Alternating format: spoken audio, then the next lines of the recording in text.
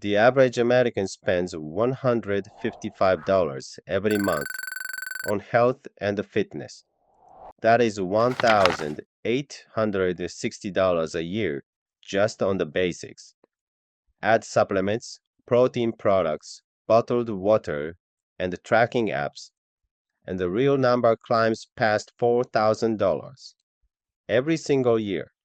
And after all that spending, America remains one of the sickest nations in the developed world. Heart disease is still your number one killer. Obesity affects over 40% of adults. Diabetes cases have tripled in 2 decades. You are spending more money on health than any generation in human history, and you are getting worse. I am going to show you 5 habits that you believe are keeping you healthy. 5 habits that American culture has convinced you are necessary. And I am going to show you why every single one of them is a waste of your money. Because in Okinawa, we replaced all 5 with something that cost less than $2 a day. And we became the longest living people on earth doing it. This is not about what we do right. This is about what you do wrong. Habit number 1, supplements and vitamins. $672 a year. 74% of American adults take some kind of dietary supplement.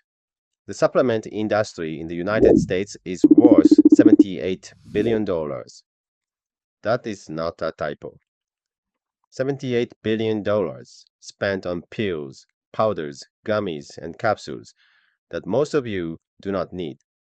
The average American supplement user spends $56 a month. That is $672 a year on products that your body, in most cases, cannot even use. Dr. Matthew Silvis at Penn State Health put it as directly as a doctor can. If you have a well balanced diet, you literally urinate out the vitamins and minerals you are taking with the multivitamin. You can only absorb so much. Once you pass that limit, your body excretes the rest. Your expensive supplements end up in the toilet. That is not my opinion. That is basic physiology. And here is what makes this worse. The supplement industry is not regulated by the FDA the way pharmaceuticals are.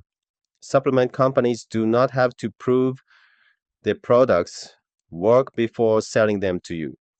They do not have to prove their labels are accurate. Third party testing has repeatedly found supplements that contain less of the active ingredient than advertised, or contaminants that are not listed at all.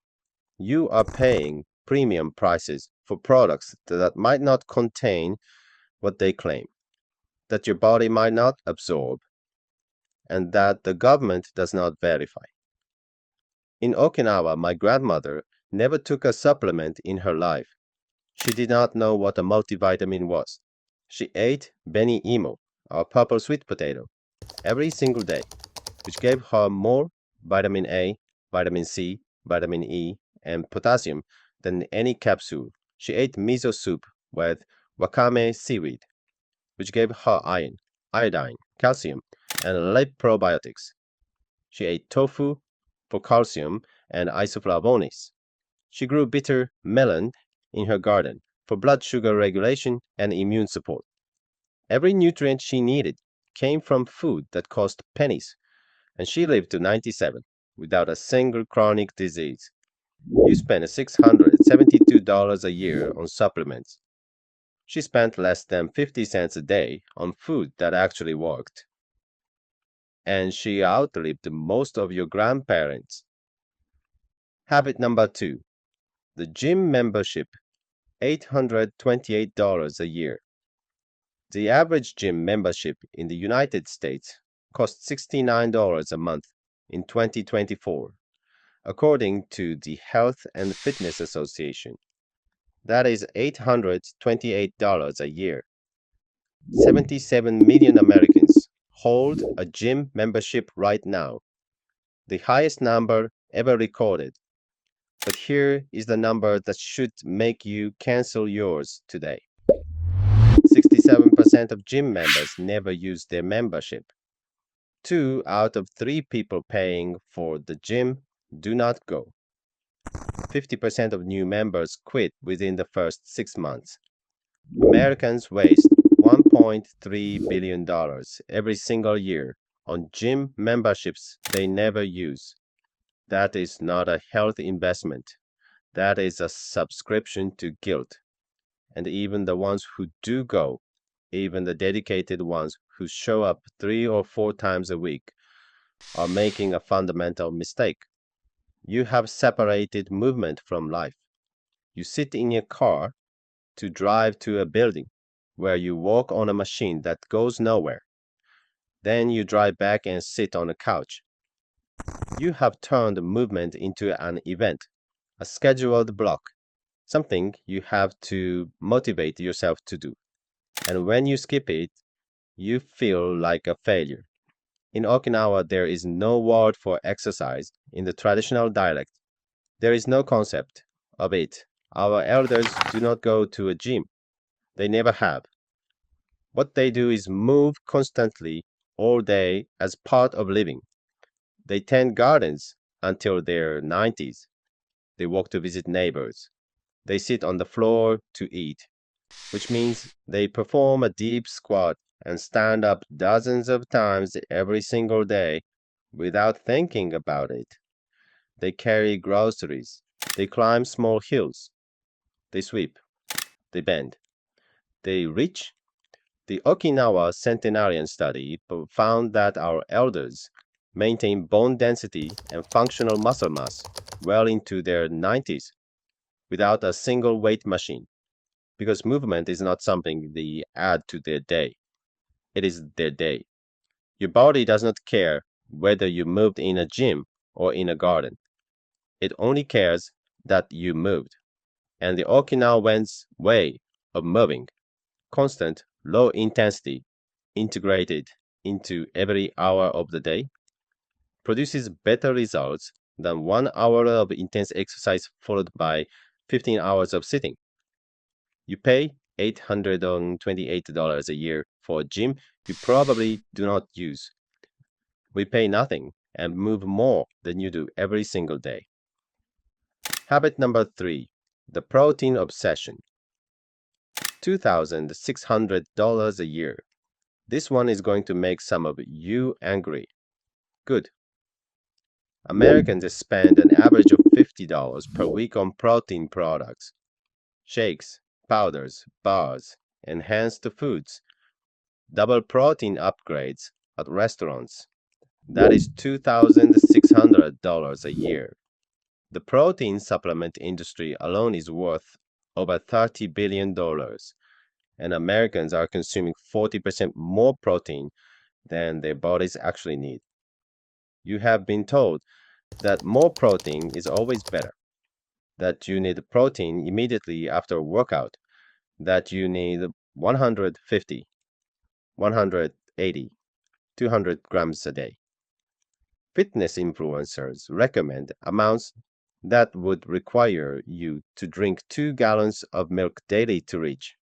And the industry that sells you protein powder is more than happy to keep that belief alive. But let me tell you something about the product you are buying. Whey protein, the most popular supplement in the world, is a byproduct of cheese manufacturing.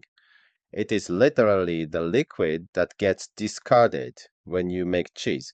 For decades, dairy companies dumped it into rivers because they did not know what else to do with it. It caused algal blooms. It killed fish. It was classified as waste. Then someone figured out how to dry it, flavor it, and put it in a tub with a picture of a muscular man on the front. And now you pay $40 for what used to be garbage. Meanwhile, the traditional Okinawan diet is 85% carbohydrate, 9% protein, and 6% fat. 9% protein. The longest living people in recorded history ate less protein than any American child. Our protein came from tofu, small amounts of fish, soybeans, and legumes. We did not track it. We did not optimize it. We did not obsess over it. And our centenarians had lower rates of kidney disease, lower rates of gout, and stronger bones than most Americans at half their age. The American Journal of Kidney Diseases published research showing that high protein intake can cause glomerular hyperfiltration, meaning your kidneys have to work harder to process the excess. Long term, this can contribute to kidney decline, especially in people who do not know they already have impaired function. And that is a big group. Over 30 million Americans have kidney disease, and 90% of them do not know it. You could be damaging your kidneys right now, and with protein shakes you do not need, for a problem you do not have. In Okinawa, we eat enough, not more, not optimized, enough. And our kidneys work fine at 100. Habit number 4, bottled water, $400 a year. The bottled water industry in the United States generates $60 billion in revenue. Americans consumed nearly 16 billion gallons of bottled water in 2023 and spent $48.8 billion on it. It is the most consumed beverage in the country, surpassing soda every year since 2016. 9 out of 10 Americans drink some bottled water, and 1 in 5 drinks only bottled water, avoiding the tap completely. And the entire industry is built on 2 myths. Myth number 1, you need 8 glasses of water a day. This is one of the most repeated pieces of health advice in America, and it has no scientific basis whatsoever. Dr. Heinz Valtin, a kidney specialist at Dartmouth Medical School, published a comprehensive review in the American Journal of Physiology in 2002, examining every piece of available evidence for the 8 glasses rule. His conclusion, he could not find a single study supporting it, not one. The recommendation originated from a 1945 report by the U.S. Food and Nutrition Board that said the body needs about 2.5 liters of water per day. But the very next sentence, the one nobody reads, said that most of this water comes from food: fruits, vegetables, soups, tea, coffee. All of it counts. Your body has osmoreceptors in the brain that trigger thirst exactly when you need fluid. The entire system is already built into you. You do not need to override it with a schedule. Myth number 2, bottled water is safer than tap water. 64% of bottled water sold in the United States is filtered tap water. The same water coming out of your faucet, run through a basic filter put in plastic and sold back to you at a markup of several thousand%. And tap water is actually more strictly regulated than bottled water. Municipal water systems are monitored by the EPA with mandatory testing and public reporting. Bottled water is regulated by the FDA with far less oversight and no requirement for public disclosure of contamination. In Okinawa, we do not carry water bottles. We drink jasmine tea. We drink green tea, which hydrates you and delivers EGCG, one of the most powerful antioxidants ever studied. We eat miso soup with every meal, which hydrates while delivering electrolytes, sodium, potassium, and live probiotics. We eat sweet potato, which is 75% water. We eat bitter melon and cucumber and seaweed. We do not track our water intake. We drink when we are thirsty and eat foods that are already full of water. It has worked for 5 centuries. You spend $400 a year buying your own tap water in plastic. We spend nothing and stay perfectly hydrated. Habit number 5, counting calories. $200 a year, plus your mental health. The calorie tracking industry wants you to believe that managing your weight requires constant surveillance of every gram you consume. Apps like MyFitnessPal have millions of users logging every meal, every snack, every bite. Premiums subscriptions cost $80 to $200 a year, and the psychological cost is far higher than the financial one. A study published in the journal Eating Behaviors in 2017 examined 493 college students and found that individuals who use calorie tracking apps showed significantly higher levels of eating concern and dietary restraint. The researchers concluded that for some individuals, these devices might do more harm than good. Calorie counting triggers black and white thinking, perfectionism, and anxiety around food. You set a number, say 2000 calories, and if you go over by 50, you feel like you failed. If you go under, you feel virtuous. You start assigning more value to food, good foods, bad foods, cheat days, clean eating. These are not medical concepts. They are symptoms of a disordered relationship with eating. 1 in 200 American women has anorexia. Eating disorders have the highest mortality rate of any mental illness. And the obsessive measurement culture that calorie counting promotes is a recognized risk factor for developing these disorders. Licensed mental health counselors have identified calorie counting as a behavior associated with obsessive compulsive disorder, anxiety, and body dysmorphia. You are not managing your health, you are feeding an obsession. In Okinawa, we have 3 words that replace every calorie tracking app ever built: Hara, Hachi, Bu. It means eat until you are 80% full. Stop before you are stuffed. That is the entire system. No app, no numbers, no guilt, no tracking, no premium subscription. And the science supports it.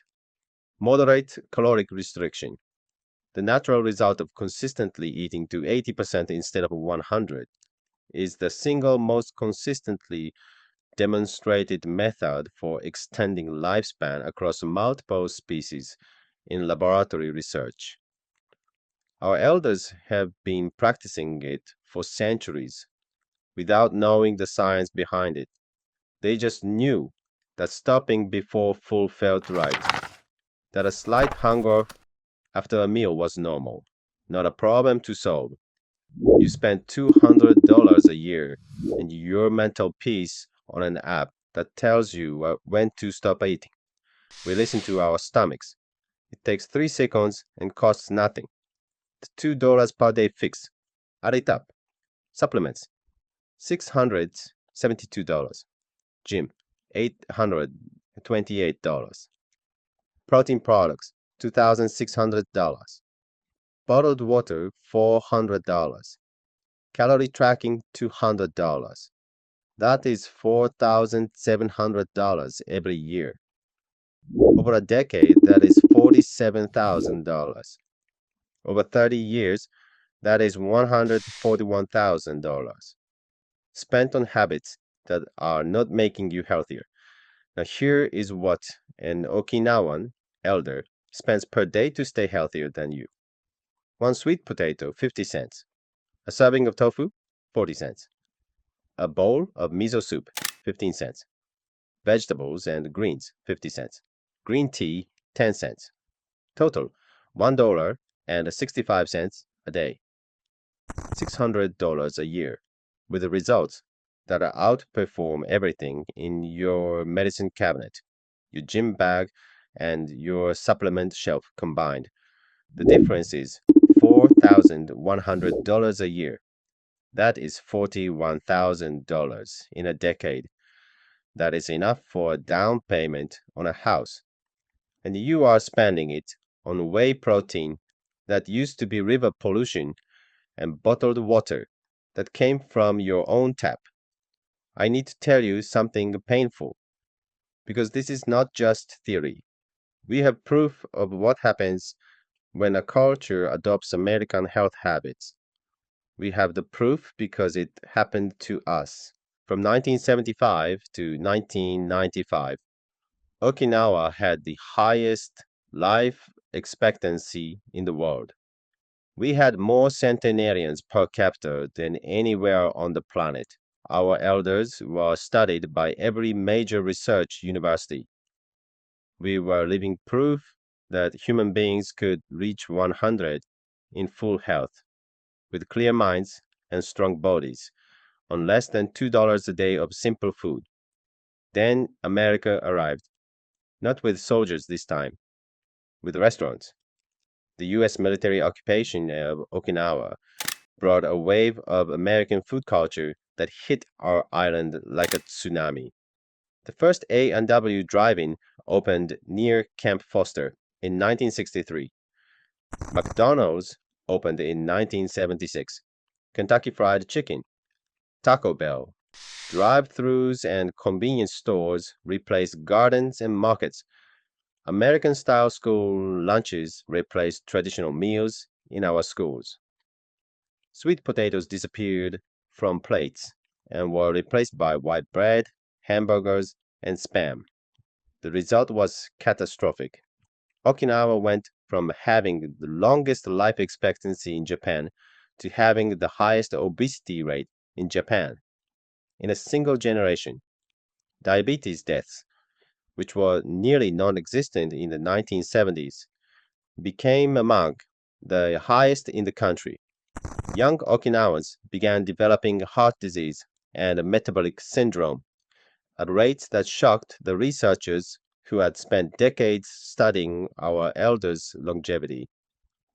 In 2004, a young Okinawan man, 23 years old, 243 pounds, told a reporter that his parents loved fast food, and every time he opened the refrigerator, he found hamburgers inside. His grandparents, who grew up eating from the garden, were still walking without pain in their 90s. He was already on medication for high cholesterol. I watched this happen. The elders who ate the old way still walk.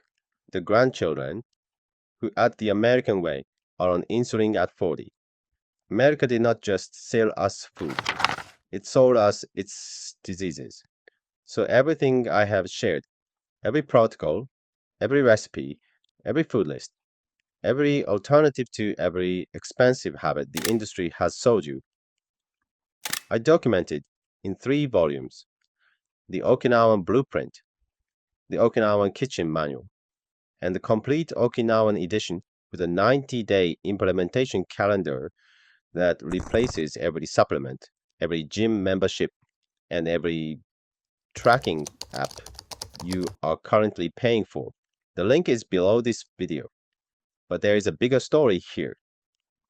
What happened to Okinawa after America arrived? The full story of how the healthiest place on earth was destroyed in one generation deserves its own video, because what it reveals about your health, your food system, and the industries profiting from your sickness is something no doctor, no supplement company, and no gym franchise will ever tell you. That video is next.